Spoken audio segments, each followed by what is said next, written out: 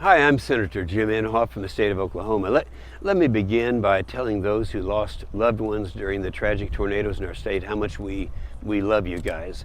My family and I continue to pray for you. We pray for you every day. I've been in constant contact and communication with the Oklahoma Emergency Management and the Federal Emergency Management officials and the leaders of the Oklahoma National Guard you can see over here, and that the direct needs of those affected on the ground are being met.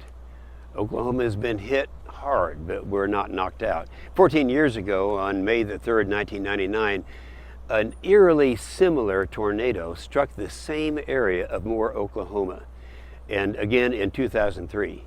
The images and the stories from the storm earlier this week are nothing new. Oklahoma will persevere and overcome this tragedy as we have demonstrated in the past. After the Oklahoma City bombing, we all remember that, in 1995, people saw the many ways Oklahomans took care of each other, from running toward the bombing instead of running away, to donating their blood and their time and their money.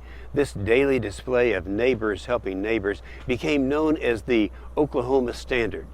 After each disaster the people of Oklahoma face, the standard is exhibited again and again. In the aftermath of the Moore tornado, we are witnesses once again to the Oklahoma Standard. The accounts of 2 elementary schools that were wiped out by the winds of 200 miles an hour have struck a chord, I think, with all Americans, with everyone watching us now, all Americans across the country. It was the last day of school for most of the students. You know how excited they get when the storm tore through the town of Moore, leaving little in its path. We're beginning to hear about the selfless acts Oklahomans demonstrated to ensure the safety and protection of their fellow neighbors and their friends and their students. Second grade teacher Tammy Glasgow kept praying with her students and reminding them how much she loved them.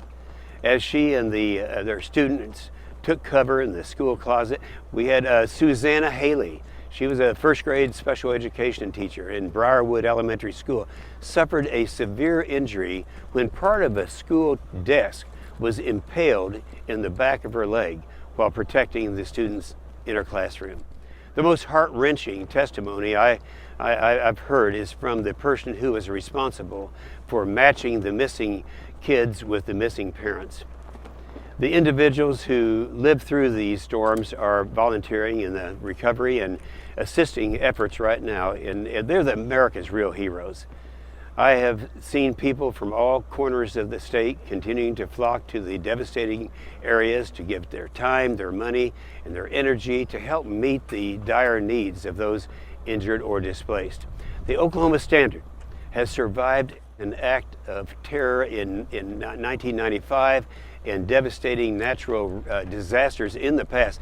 This most recent storm will only embolden the Standard and encourage the rest of the country to follow our lead.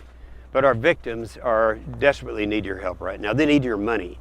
If you are able, please visit the American Red Cross website at AmericanRedCross.com or the Salvation Army website at SalvationArmyUSA.com to volunteer. I can speak for all Oklahoma today when I thank you for your continued thoughts, your prayers, and your support as we begin the recovery process. Oklahoma is grieving and in pain, but the devastation such as this tends to bring us closer together as a country. I thank you for listening, and God bless those who are suffering today, and God bless the United States of America.